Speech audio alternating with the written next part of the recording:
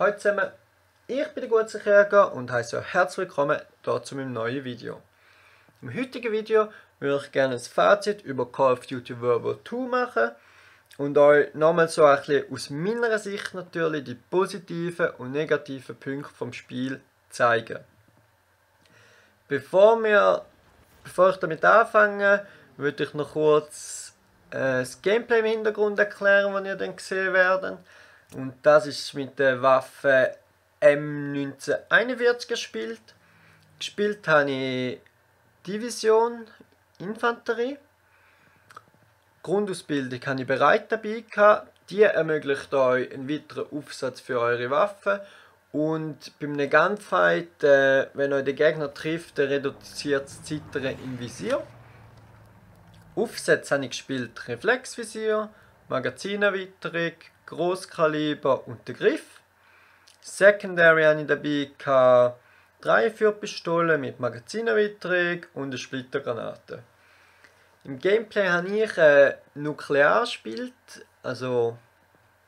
beziehungsweise böse Medaille, das heisst 30 Kills ohne zu sterben. Wundert euch nicht, wieso dass ich beim Anfang so komisch spiele, weil ich eigentlich auf Headshots gespielt in dieser Runde, weil ich bin gerade dran, meine Waffen alle auf Goldig zu spielen, wo du ja zuerst 100 Headshots brauchst.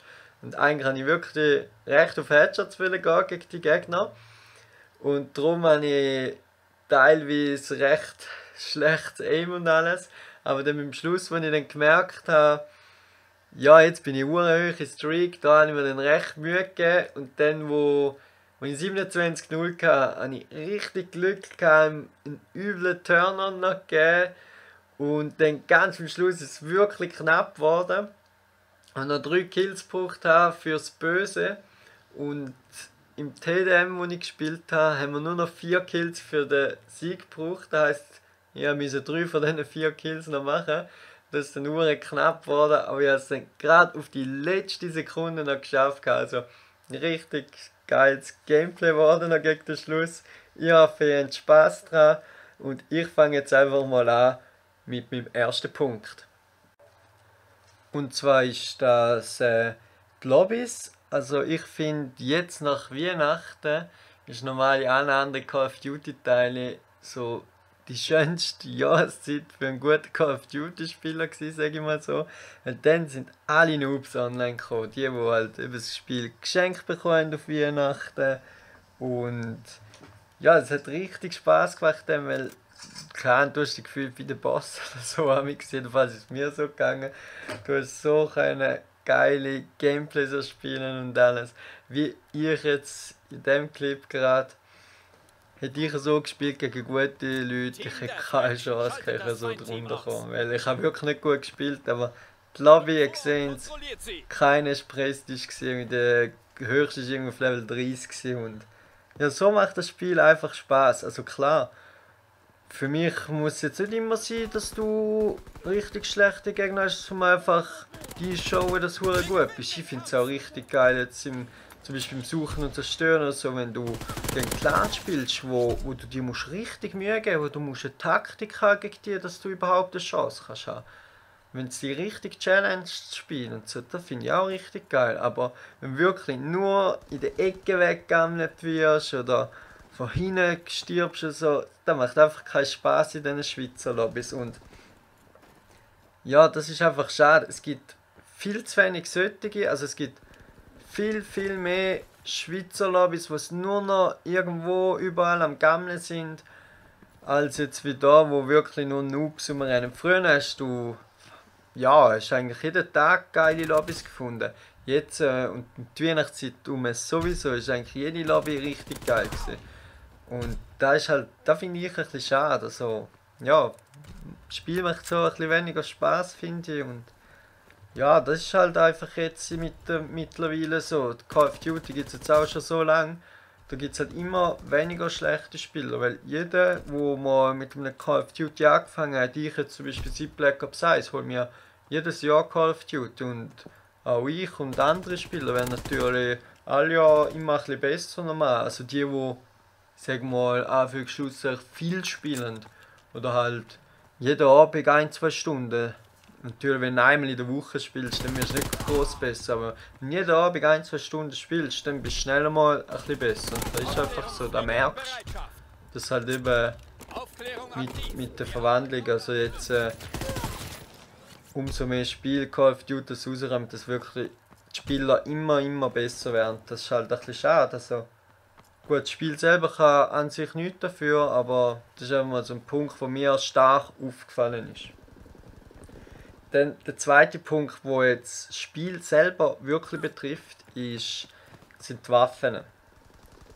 Weil die Waffen, die sind wirklich richtig unbalanciert.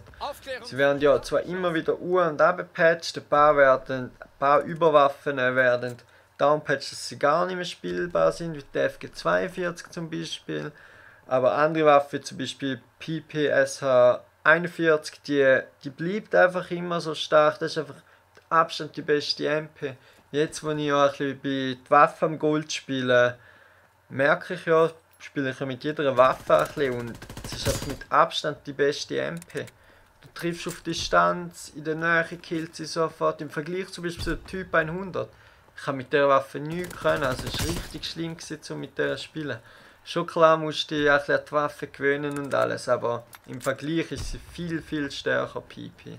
Und da merkst du einfach auch, wenn du schaust, was die Leute spielen, was für Waffen, oder halt auch, jetzt wenn du im E-Sports-Bereich Pro-Gamers anschaust, die spielen natürlich auch noch die starken Waffen, also die wirklich mit Abstand die besten sind.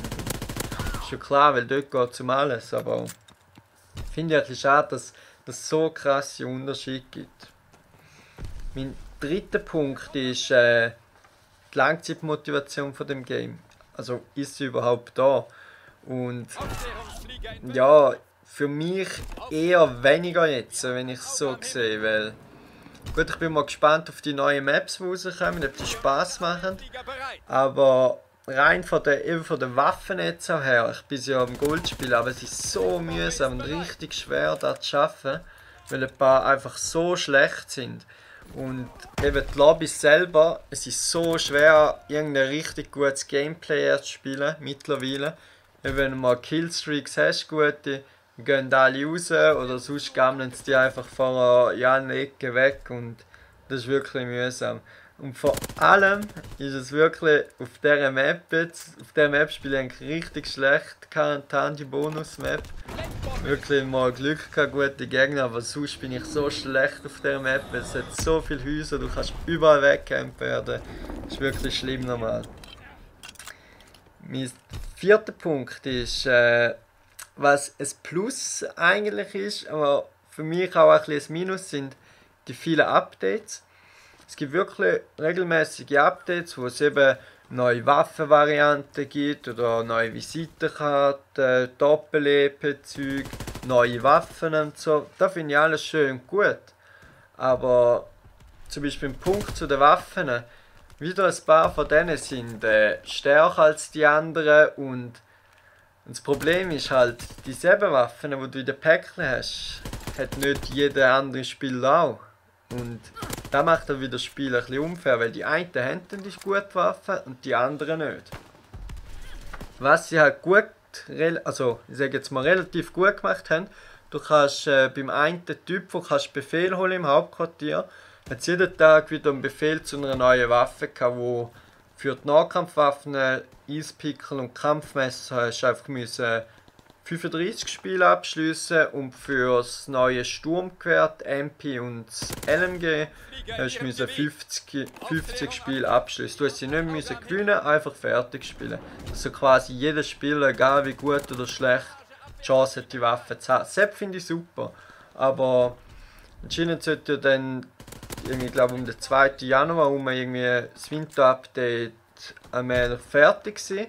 Und dann frage ich mich, ob die Aufträge noch drin sind für die neue Waffe oder wer ab dann spielt, keine Chance mehr hat, so spielerisch die Waffe zu erhalten oder nur noch durch Glück durch Päckchen. Da weiß ich jetzt wirklich noch nicht. Aber ja, ich finde es ein bisschen schade. Und auch, dass man über Weihnachten, Silvester, so beziehungsweise Neujahr, jetzt nicht Doppel-EP in allen Modus gemacht hat. Weil ich spiele zum Beispiel auch gerne Suchen und Zerstören, ist mit Abstand mein Lieblingsmodus. Und ja, Doppel-EP gibt es jetzt nur auf Winterquarantan im Moment. Also Division, Doppel-EP, Waffe-EP und Soldaten-EP. Und das finde ich halt ein bisschen schade, dass es nur auf dieser Map vor allem ist. Dann also mein 5. Punkt sind die Maps nochmal. Die sind für mich ganz okay. Ist eigentlich positiv, weil von diesen mit Kantan 11 Maps finde ich jetzt schlecht, ja, also gut, richtig schlecht, sagen wir mal keine. Mittlerweile habe ich auch Flag Tower ein bisschen lieb bekommen. Klar nicht mein Favorit, aber ja, alle spielbar. Und das ist schon ein bisschen positiv, dass es keine richtige Map hat, die richtig schlimm ist. Aber es hat nach wie vor für mich kein Highlight drin, wo ich mich richtig freue. Aber ich hoffe, dass die DLC rauskommt, dass die 7 Maps, dass dort wirklich wieder richtig geile Maps drin hat. Dann das Hauptquartier, da finde ich wirklich gut gemacht. Ist auch mittlerweile ein bisschen langweilig geworden, wenn du alles kennst, aber da finde ich gut, haben sie da reingemacht. Und was ich ganz gut finde, ist der Anfang bei der Klassenwahl. Da haben sie wirklich gut gemacht, wo du mit dem Chip da ins Camp reinfährst. Und danach tun sie dir halt alles so erklären und die probieren überzeugen zu der Division, bei ihnen beizutreten und so. Und ein bisschen die Erklärung, was ist und so. Das finde ich wirklich gut gemacht. Dann zu meinem 6. und letzten Punkt finde ich die Server, den muss ich erwähnen, die funktionieren mittlerweile wieder ganz gut. Und ja, klar, jetzt mehr oder weniger mal ein kleines Problem, aber das ist glaube ich ziemlich normal für so ein Spiel mit so vielen Server oder halt so viele Leute, die mitspielen. Also das ist halb so schlimm. So, dann möchte ich noch zum allgemeinen Fazit kommen von dem Spiel. Ich hatte sehr grosse Erwartungen an das Spiel, die leider nicht ganz erfüllt worden sind. Aber trotzdem ja, finde ich es nicht so ein schlechtes Spiel. Also ist eins, ich sage jetzt mal, von den besseren Call of Duties. Also es ist nicht zuunterst in meinem Ranking. Aber was ich auch ganz schlimm gefunden habe, ist zum Beispiel jetzt, was sie beim Anfang gebaut haben mit dem Server, dass dort gar nicht gelaufen ist, das finde ich jetzt wirklich schon ein bisschen eine Frechheit. Und ja, es ist halt eben die Serverprobleme und so, das ist schon schlimm gewesen. Aber ich finde halt das Spiel an sich, wenn jetzt zum Beispiel sobald das 3., 4., 5. oder 6. spielst und dann ein bisschen noch Scheiße miteinander laberst und so, ja, dann macht es richtig Spaß, so im Hintergrund ein bisschen Spiel zu spielen und so. Also so unterhaltet es schon noch. Allein muss ich sagen, ist es für mich persönlich fast schon unspielbar, bis halt auf Freefall, aber sobald einen Teammodus musst machen und mit irgendwelchen Randies spielst, wird es schwierig und schon fast nervend, ja. Weil wenn du als Sechster oder so bist, dann kannst du auch mal besuchen und zerstören, so, ja, ein bisschen lustig spielen, wie mit Kampfmesser, Wurfmesser und so. Oder auch ernst, ein bisschen Taktik und so machen, was halt allein nicht möglich oder halt schwer ist. Ja, ich gebe dem Spiel jetzt so als Bewertung 6 von 10 Punkten. Weil er hat doch einiges halt auch negativ noch gefunden am Spiel. Und ja, zum Ganzen halt. Aber wie ich schon gesagt, es ist klar über dem IW und AW. Und ja, sie hätten sicher noch einiges besser können machen, aber es ist sicher auch kein schlechtes Spiel. Aber das alles ist meine Meinung. Aber mich interessiert auch eure Meinung. Darum schreibt doch in die Kommentare, was haltet ihr von dem Spiel? Schreibt doch eure positiven oder negativen Gründe von dem Spiel auf. Oder was euch besonders gefällt und was überhaupt nicht. Nimmt mich wirklich Wunder. Somit komme ich zum Ende von dem Video und wünsche euch noch einen schönen zusammen. Hoffe, ihr habt Spaß am Video gehabt und macht's gut. Ciao, ciao!